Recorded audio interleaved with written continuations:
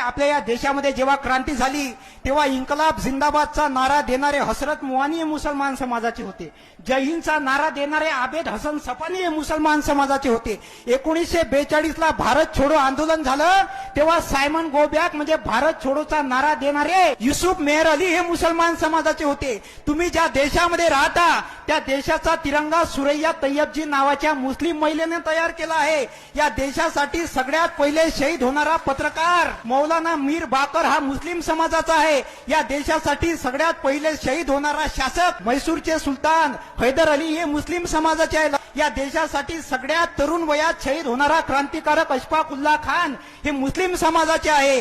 Doctor Babasaheb आंबेडकरांनी 14 तळ्याचा सत्याग्रह केला तर जागा देणारे व्यक्ती हे मुस्लिम समाजाचे होते. जेव्हा महात्मा फुलेंनी इथल्या महिलांसाठी पहिली शाळा काढली आणि ह्या भामट्यांनी महात्मा फुलेंच्या घरावर मारेकरी पाठवले तेव्हा महात्मा फुलेंच्या वडिलांनी सांगितलं की तुला घरामध्ये राहण्याचा अधिकार नाही. तेव्हा महात्मा फुलेंच्या वडिलांनी त्यांना घराच्या बाहेर काढलं.